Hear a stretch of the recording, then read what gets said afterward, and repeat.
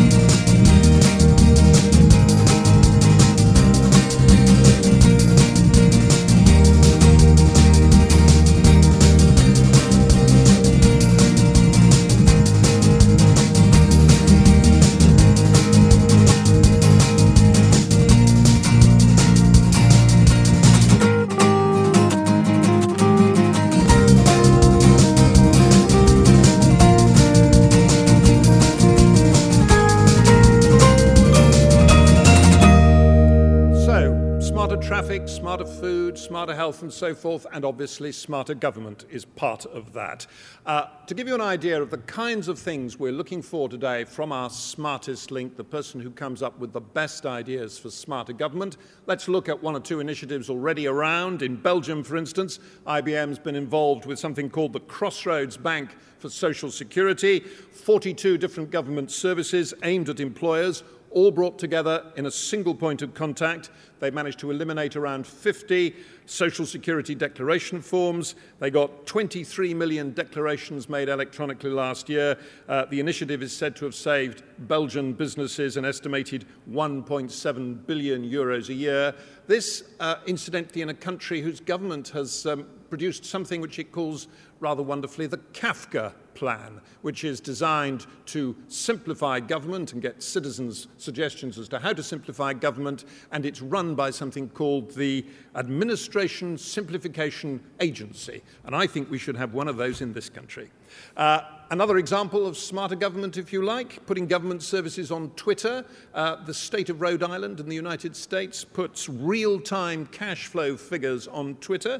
I can tell you that last Thursday, their general fund receipts totaled $29.6 million. General fund expenditures totaled $33.5 million, which rate, of course, they'll be bankrupt in a matter of months. And here in the UK, there's Southwest One, which is a joint venture between IBM, Somerset County Council, Taunton Deane District Council, and, interestingly, Avon and Somerset Police. They've all got together to outsource back-office functions like finance, property, IT and procurement for all three authorities, and they expect that to save about £376 million a year. So that gives you a flavour of the sorts of things that we're hoping our panellists will put forward and suggest, but also, a little bit later, the sorts of things that you might put forward and suggest. Each of the panellists will speak for 60 seconds, as I said, and then we're going to ask you to vote on which you think gave the best answer to each of those three questions that we're going to put to them, and that's where these little devices come in. This is a high-tech piece of electronics, which, since it comes from IBM, I'm assured will work. When I suggested that we should have a rehearsal to check, I was told that was unnecessary, but what I meant was not that we should have a rehearsal to check that the technology worked, but a rehearsal to check that you could master it. But I'm told that 150 of Whitehall's brightest and best should have no difficulty following these simple instructions. When the moment comes, if you want to vote for Speaker A, you press button A. If you want to vote for Speaker B, you press button B, and so on. Couldn't be simpler. And at the end of the afternoon, when all three questions have been answered, we will tot up which of our four panellists has done best in the estimation of you, the audience, and they will be the smartest link. And then we'll ask you for your suggestions, so you've got to keep on your toes and awake. At the end of the day, we will declare a winner. We won't. Our panellists will be relieved to learn, and you perhaps disappointed, tell you which is the weakest link. We won't tell you who scored least, but we will tell you who scored most. So, without further ado, let's introduce our four panellists. First up, please welcome Brendan Riley, who is IBM's UK Chief Executive. Before that, he was IBM's Managing Director in Central and Eastern Europe, and he and I were just having a very interesting conversation about corruption in Bulgaria. He started as an IBM sales rep in Australia. He's worked for the company in Japan and Australia and Europe, mostly in IBM's global services operation, and you will discover when he speaks that he is, in fact, Australian. Brendan. Thank you. Nice to be here. Thank you. He is Speaker A. Speaker B is Alexis Cleveland. She works in the Cabinet Office, where she runs corporate services, and she was formerly in charge of transformational government there. She first joined the civil service as an assistant statistician at the DHSS. She ran large-scale IT development programs, managed live services delivery at the Information Technology Services Agency in the 1990s, but then, frustrated, it says in her civil service bio, by the lack of business and technology integration, she moved to the Benefits Agency as Chief Information Officer. She later ran the Benefits Agency, then she ran the Pensions Agency, and she took up her present job, Pension Service, I beg your pardon, and then she took up her present job in June 2007. Welcome to Alexis. All have volunteered for this task. Next, John Hurst. He's the Chief Executive of the Met Office and a relatively recent recruit to the public sector. He's been there 21 months. Before that, he was an accountant by training. He spent 19 years working at ICI, where his last job was running the Global Specialty Chemical Division. Then he spent 7 years as Chief Executive of a company called Premier Farnell, which is a global distributor of electronic and industrial components. He was headhunted to run the Met Office. He's also non-executive director of a couple of companies and trustee of 2 charities and a qualified pilot. He is clearly a man who knows a lot about private business. And finally, please welcome Dr. Dave Watson, Director of Emerging Technology Services for the IBM Software Group. They do R&D on things like sensors, data understanding, cloud computing, Web 2.0, data federation, and their largest single project is one that they run with the IBM Research Labs in New York for the US Army Research Laboratory and the UK Ministry of Defence. And that's working on things like understanding data and ways of presenting it to military commanders. And he's worked for IBM for nearly 25 years. So, applause please for all 4 of our panelists. And so to our first question. Remember, they have 60 seconds to answer. If they go horribly over, I shall step in and stop them. So the aim is to encourage them to think succinctly and to focus on a clear, concise answer. First question. How could more intelligent access to information help reduce the cost of public service delivery? Brendan, the floor is yours. You have 60 seconds starting now. Thank you. We recently did a study of a major government department, and we found that they had 500 forms that you could download in PDF format. And to fill in those forms, it required citizens or businesses to fill them in by hand. So one example would be if we had smarter forms that all government agencies used in the UK. If you've got forms that are filled in by hand and they come in, then you either have to spend a large amount of time rekeying all the data, or you have to move paper around the system. Smarter forms, which doesn't require people to use natural handwriting, we can scan them, we can capture the data, we can store it, we can interrogate it, we can share it, and we're not moving massive amounts of paper. That shifts the focus from back office activities to front office activities, which is about serving citizens or business. That would be one example of reducing costs and improving service. Done in 57 seconds. Congratulations. Thank you for that. That's a good idea, clearly.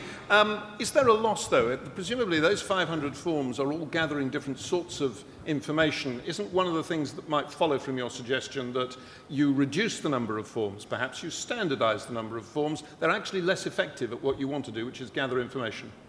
Yeah, I mean, it'd be great to be able to capture everything, using the internet, so the citizen or the business keys it in themselves.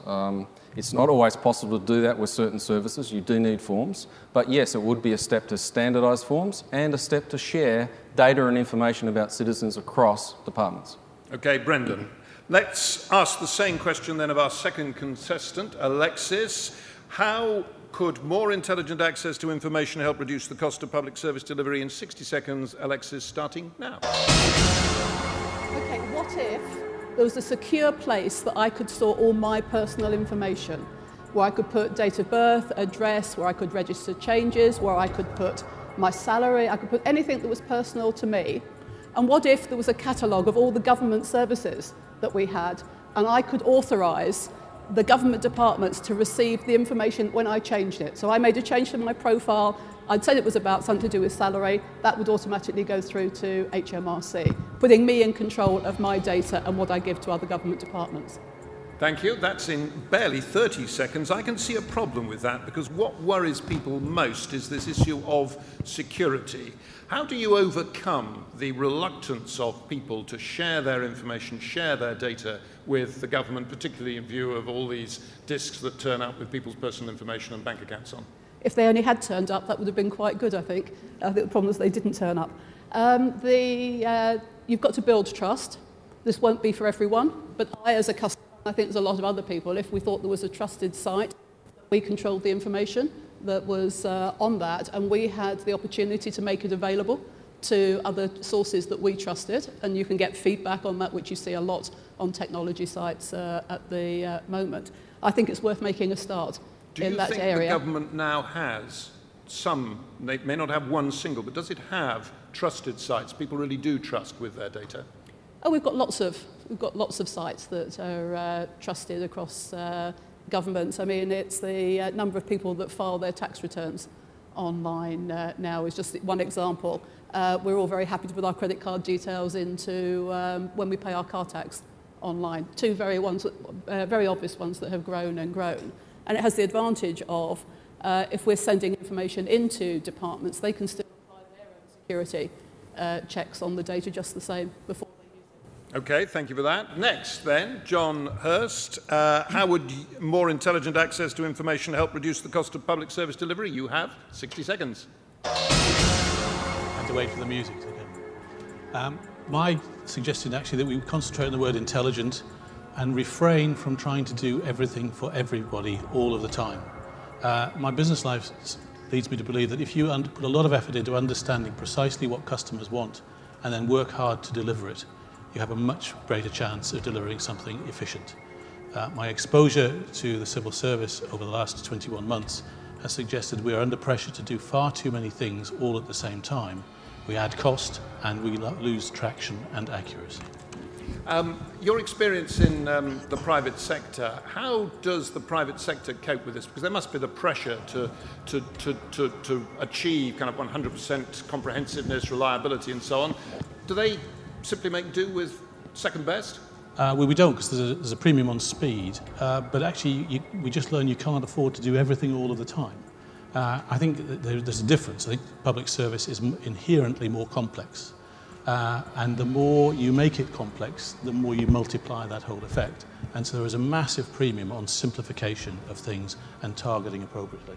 You managed to achieve that in the Met Office yet?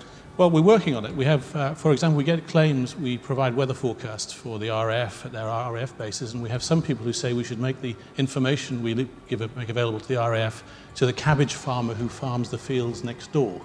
And that's perfectly possible, but it's totally useless to them in their way of life. And so getting the right information to the right people by understanding really what they're going to do with it and what would be useful is much more important. Okay, John, thank you very much. Lastly then to you, Dr. Dave. How could more intelligent access to information help reduce the cost of public service delivery? 60 seconds starting now. For many years now, there's been an analogy that from a data point of view, we've been drinking from a fire hose of data. And that fire hose is getting turned on at increasingly higher pressure. So the thing that I would suggest is that we focus. We focus on some things which will bring long-term benefit. And one particular idea is to use good access to data and intelligent use of data on prevention of long-term chronic disease advancement. It's been proven that for juvenile diabetics, for example, if you actually collect the data and feed information and encouragement back to them using technology, that improves their control, it improves their quality of life, and it will reduce the chances of long-term complications. What are the obstacles in the way of achieving that? What's the biggest hurdle you'd have to overcome? Acceptance by the health service that it can actually deal with something which has a long lead time. Have you tried talking to the health service or to other arms of government? Yeah, they're very receptive. They're very receptive, but why is it that the long-term nature of this is a problem? I think simply because many things are dealt with as, let's fix a problem today, and it's the symptom treatment rather than the long-term disease that is looked at. Do you think that's the problem of of civil servants, or is it a problem that's generated by ministers, politicians who want quick fixes? I think it's a very general problem in society. I don't think you can lay the blame at any one particular place. I think it's we focus in the short term. Okay. All right. Thank you very much, Dave. Thank you to all our panelists. Right, this is where we'd like to hear from you. This is where you use these little handsets. If you like Brendan's suggestion of smarter forms best, then please press button A. If you like Alexis's suggestion of a secure place, a trusted place to store personal data, press button B. If you like John's idea of intelligent access to information and the suggestion that the civil service should refrain from trying to do everything all the time, press button C. And if you like Dave's suggestion of a focus on the long-term benefits of data collection and data use for instance, preventing health problems, long-term health problems, then press button D.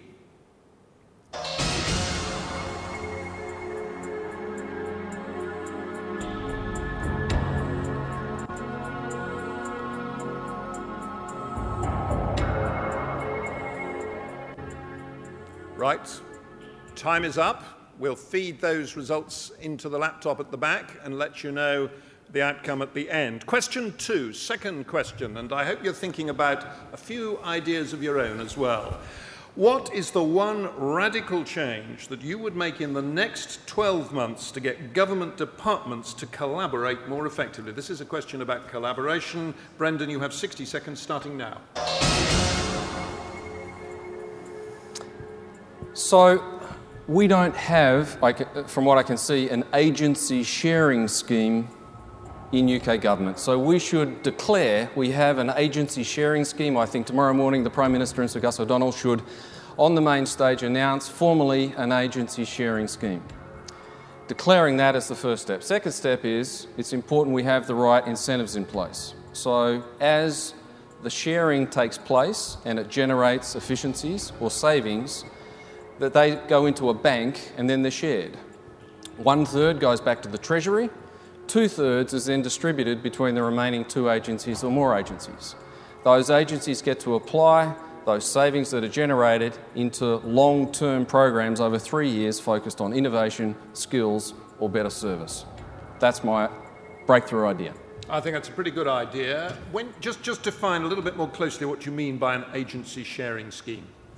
Well, so for example, if we take contact centres or call centres, or if we take in our world data centres. In fact, we just completed a major study about the number of data centres that exist across UK government. It's a very, very large number. There is potential for those to be shared, for call centres to be shared, that would generate significant savings. And with those savings, agencies could then be given the opportunity over a longer term period, not in the current fiscal year, but of a longer term period to reinvest that innovation, skills or other types of services. Excellent, good idea. Thank you very much for that. Alexis, what's the one radical change you'd make in the next 12 months to get government departments collaborating more? 60 seconds starting now. I'd actually like departments and local authorities to pool their budgets and resources in communities to actually get to the root cause of problems rather than always continuously treating the symptoms. I'll give you a very quick example of a real example that came across in Kirklees. A woman about to go into prison, 3 kids about to go into care. She was going to lose her house and her job because she was caught driving without a licence, tax and insurance. She couldn't get tax or insurance because she didn't have a licence. The root cause problem was she couldn't drive and she couldn't afford the driving lessons. Rather than spending tens of thousands of pounds putting her through a court process and trying to collect fines from her, why not pay for her driving lessons and loan her the money for the tax and insurance? Because she was a good mum, she was just ferrying her kids around to school and other activities. That's a nice idea, the caring face of local government. What is it, do you think, that prevents things like that happening now? Is it a cultural thing? Is it an institutional thing? Is it just that nobody is prepared to put forward ideas like this? I think it's a lack of a single view of a citizen or a single view of an individual. Each department or sub-department of a local authority has a view on a transactional basis with individuals, and we don't always get that whole view to get to the root cause of a problem. And that's true at national level as well? National and local, yeah. Yeah. Let's come back to that perhaps a bit later. That's an interesting idea. Right. What is the one radical change you'd make in the next 12 months to get more effective collaboration? John, 60 seconds starting now. He spoke over the music. I'm not sure I have one radical change. That's the problem. I think there are a whole series of things that need to happen. If you're going to improve collaboration, it has to be for a purpose. And understanding the purpose is really important. We have a project working with the Highways Agency, for example, to make sure that they have more trouble-free motoring on the motorways than if working with us than they would without us. And instead of having different forecasts for each of their regions, they have one for the country. That's a clear purpose. Sometimes I think that between government departments, the roll-through purpose to the end citizen or the end user of the service as the end beneficiary is not clear. So I would appoint somebody at a very senior level on the boards of most of the organisations who has a remit for collaboration, and they would not move for 5 years. So this would have to, and one of the problems we have in the civil service is that people move every 2 years or 3 years, and we relearn the skills. So to improve collaboration, focus on the end user, and slow down some of the change of people.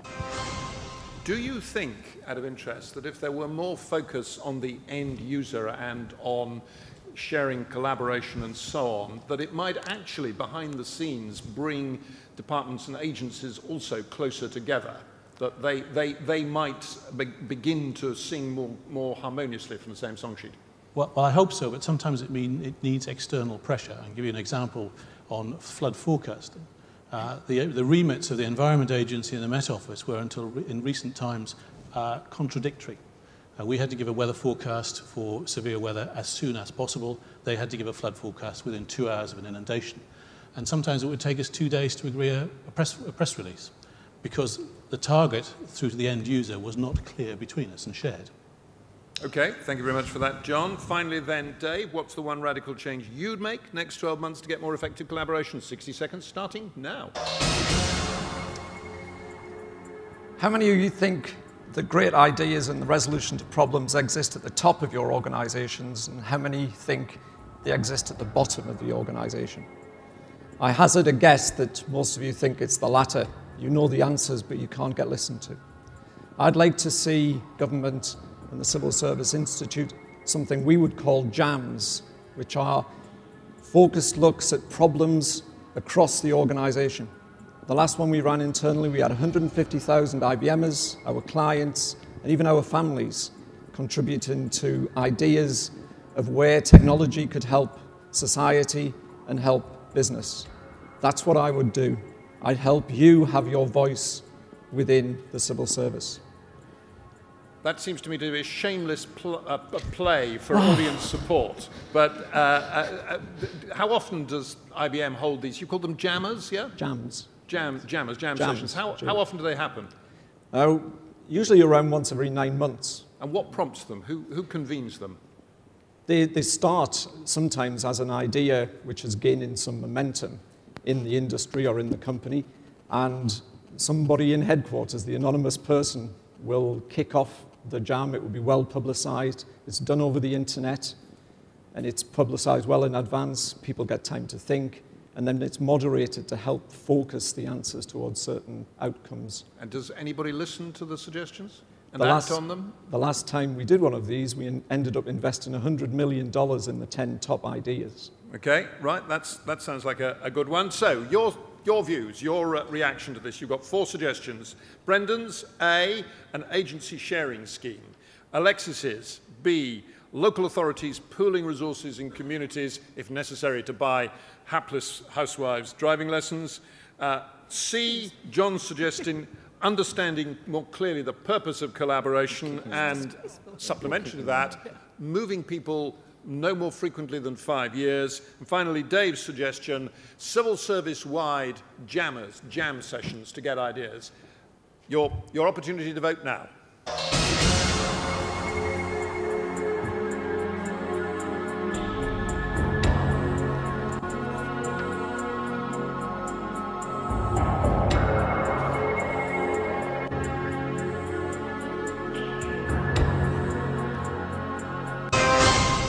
Okay, time's up. Thank you very much. Last of our 3 questions to our panellists, though as I say, there'll be one for you afterwards.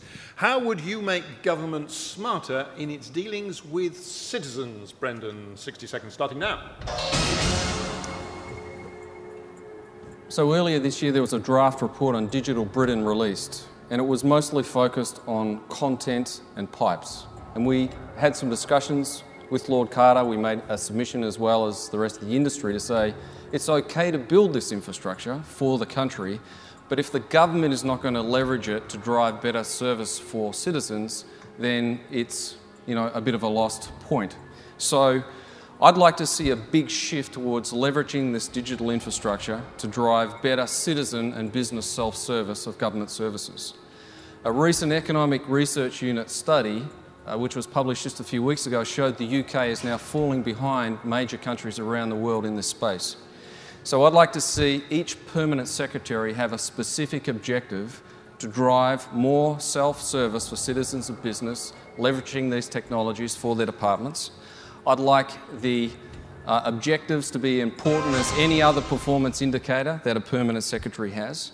And I think if we do this, it will actually put pressure on the back office to transform and line up behind this transformation towards more self-service. You speak about self-service. In other words, this is outsourcing a lot of things to the citizen themselves, in the process empowering the citizen, but also reducing costs, presumably. Yes, absolutely, all of those things. Yep. Yeah. And have you tried this one on a permanent secretary?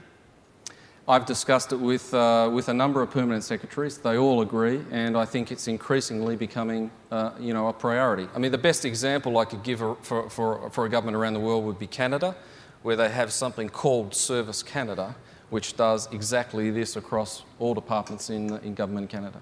Okay, thank you very much indeed. Alexis, how would you make government smarter in its dealing with citizens? 60 seconds, starting now. I'd ask government to stop treating people as though their lives fit the current departmental structures that we might have. Actually, people's lives don't fit that. People have life events where actually they may need to contact many parts of government, be it local or central. So let's actually start designing our services around the people and get our operational organisations serving maybe many different departments, but actually focusing on people in the round. Does that mean, do you think, that we actually need to redesign the departmental structure as well, that actually there's a fundamental mismatch between the kind of departmental organisation that we have now and the needs of citizens?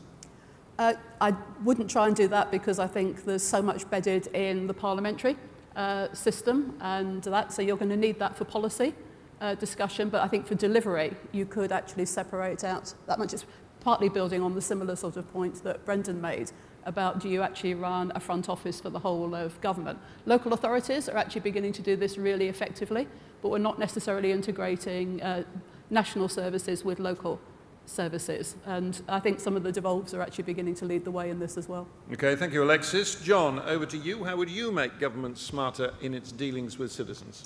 I did think about buying everybody a uniform at first, but that's something different. I think we live in an inherently complex world, and we spend a lot of time trying to cover off everything.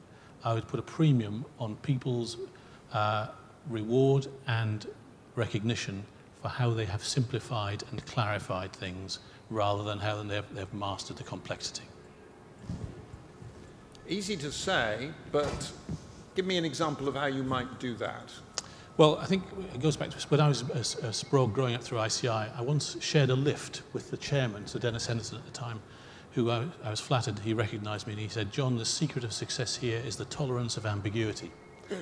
And I thought this was very wise words, and as he went off to the blue Rolls Royce and I went off to the tube station, I stopped halfway along to Westminster tube station and thought, actually, it's completely wrong. As long as we are applauding the tolerance of ambiguity and not applauding the simplicity, then we have no leadership.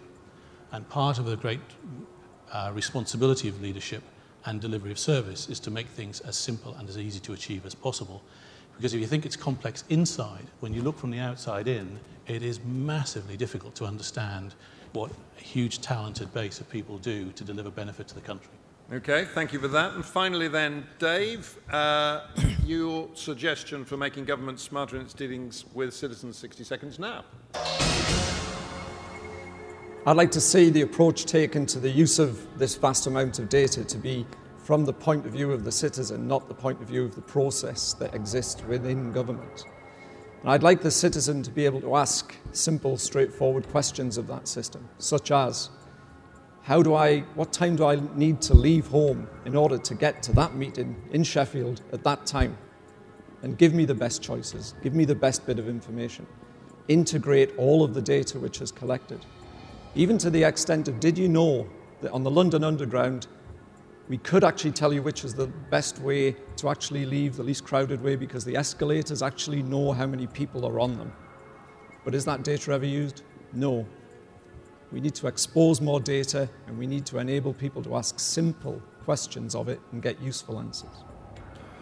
exposing more data is fairly straightforward, presumably. What worries me about what you say, though, is integrating all the data collected. Given how much data there is, I read somewhere the other day that the amount of digital data in the world, it will soon be doubling every 11 hours or something. I mean, given how much data government has, that's a huge task, even for you clever people at IBM, isn't it? It is a huge task, and I think it is all about focusing on the things which will actually help. And maybe some of the data needs to not be collected. So the aim is to use the data we have better, but to collect less data. What would you do without? You do with it nothing, because you never collect it.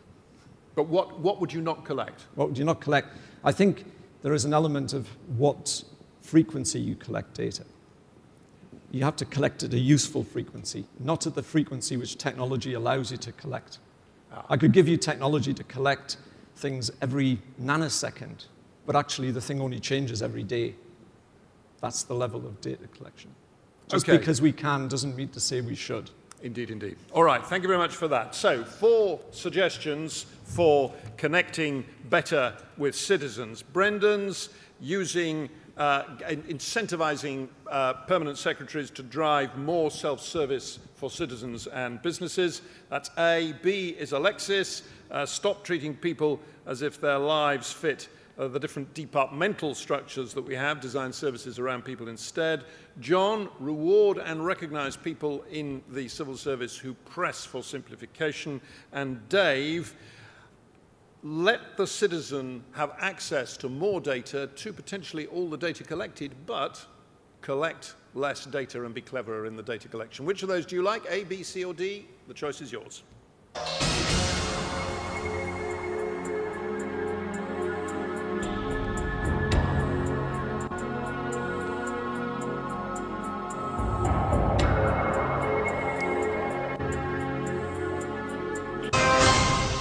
Okay, the moment we've been working up to. Who is the smartest link? Whose suggestions did you think were the most constructive, the most original, the most useful, the most practical perhaps, the ones you liked best? Was it Brendan, Alexis, John, or Dave? They're all looking at me. No, they're not. I want you all looking at me. I want you agog to know which of you is the smartest link. And I can tell you it's Alexis Cleveland. Congratulations. That's her prize. And donated by IBM, here is a squeeze ball to keep you from worrying with an IBM logo on. Thank you very much. I'm As not your going to prize. worry, but actually I've got a request for each and every one of you. I'm really up for trying to make some of these happen. So can I help? I hope I can count on your support for what you can do, because a lot of the changes that we want to make are going to have to come from people all the way through the civil service. And actually, if we get more and more pressure coming through from the front line and coming from middle levels as well as top levels and departments, actually we can make this happen. So thank you very much. They didn't put her in charge of transformational government for nothing. Thank you, Alexis. Thank you to all our panelists. Thank you to you. Thank you very much. 184 for 3.